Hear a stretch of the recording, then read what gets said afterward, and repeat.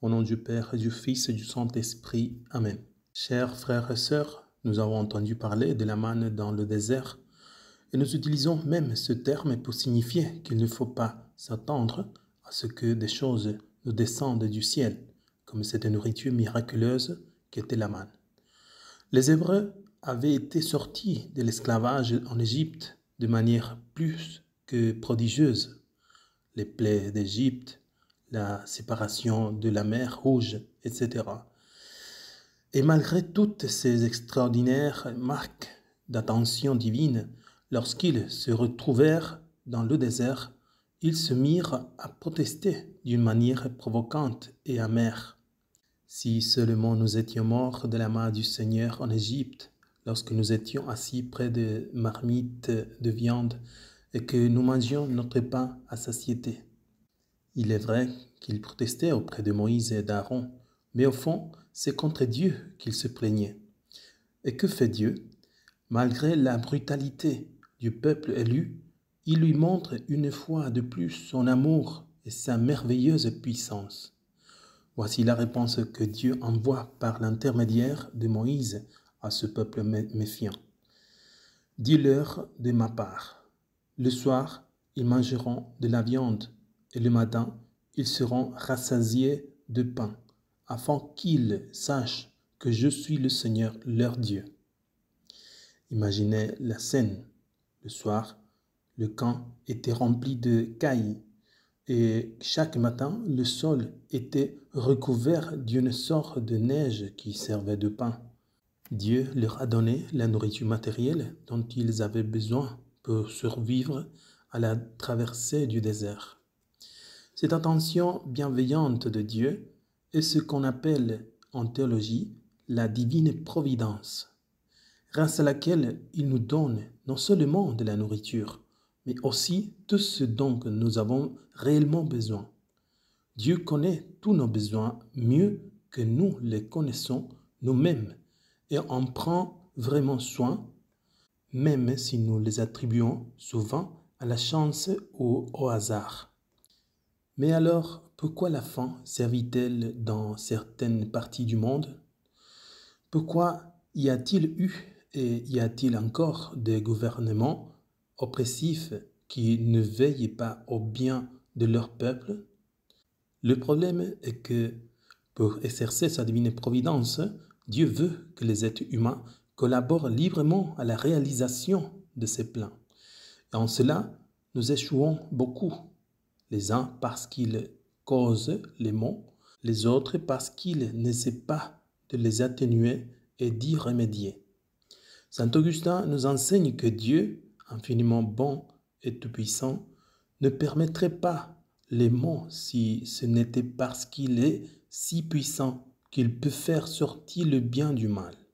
Si nous regardons en arrière, nous pouvons voir des biens qui nous sont parvenus à partir de maux apparents. Ou encore, dans l'avenir, nous pouvons voir le bien qui résultera d'un mal dont nous souffrons.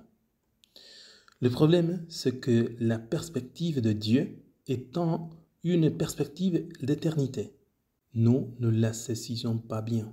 C'est pourquoi nous devons chausser des lunettes d'éternité afin d'entrevoir ce que Dieu a l'intention de faire. Et quelle est cette perspective divine?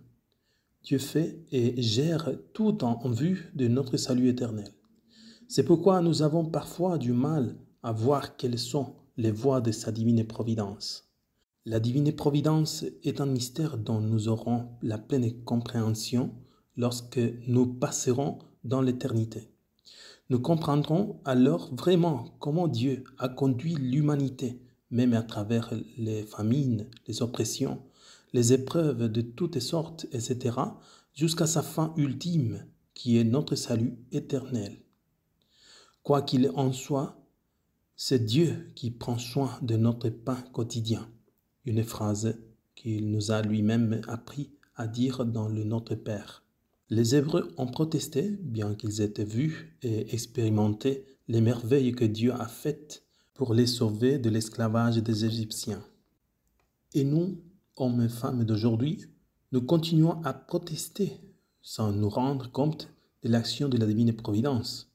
Nous sommes comme les Israélites qui cherchaient Jésus après le miracle de la multiplication des pains et des poissons, une scène de l'évangile d'aujourd'hui. Peut-être que le reproche du Seigneur pourrait nous tomber dessus. Ils me cherchent parce qu'ils se sont rassasiés de ce pain. Combien sont-ils à chercher Dieu pour ce qu'il est et ce qu'il mérite? En revanche, combien sont ceux qui le cherchent pour ce qu'ils pensent mériter? La plupart ne cherchent-ils pas Dieu pour les choses matérielles, pour les avantages temporels? Sainte Thérèse de Jésus dit bien que nous devons chercher non pas les dons du Seigneur, mais chercher le Seigneur des dons. Et Jésus est clair dans cet évangile. Ne travaillez pas pour la nourriture qui s'épuise, mais pour la nourriture qui dure pour la vie éternelle et que le Fils de l'homme vous donnera.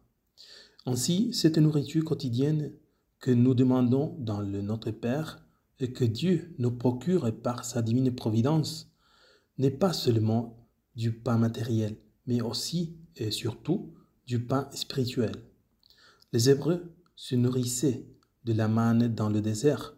C'était un pain qui descendait du ciel, mais c'était un pain matériel. Cependant, nous avons un pain beaucoup plus spécial qui est descendu du ciel et qui donne la vie au monde. Ce pain spirituel, c'est Jésus-Christ lui-même qui nous a appris à demander notre pain quotidien. Il est ce pain vivant qui est descendu du ciel pour nous apporter la vie éternelle. Le Christ se donne à nous dans la nourriture et s'unir à lui dans la Sainte Communion, c'est avant tout accepter la vérité et inclinant notre intelligence devant sa parole qui nous dit « Je suis le pain de vie, celui qui vient en moi n'aura pas faim et celui qui croit en moi n'aura jamais soif. » Nous ne nous préoccupons pas seulement de la nourriture matérielle.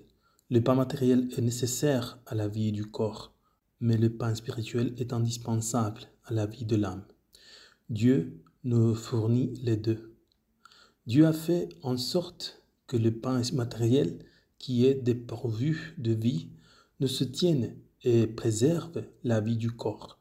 Il nous a aussi procuré cet autre pain spirituel qui est la vie même, car il s'agit du Christ dans tout son être d'homme et tout son être de Dieu. Combien admirable sera la vie de l'âme en nous si nous mangeons un pain vivant, si nous mangeons la vie elle-même à la table de Dieu vivant. Que notre Mère nous aide à chercher d'un cœur sincère et humble le vrai pain descendu du ciel, la nourriture qui donne la vie éternelle. Et en même temps, prions en réparation pour les profanations eucharistiques, pour la persévérance et la sainteté des prêtres et pour l'augmentation des vocations, afin que nous ne manquions jamais de ce pain descendu du ciel, si nécessaire pour subsister sur le désert de cette vie.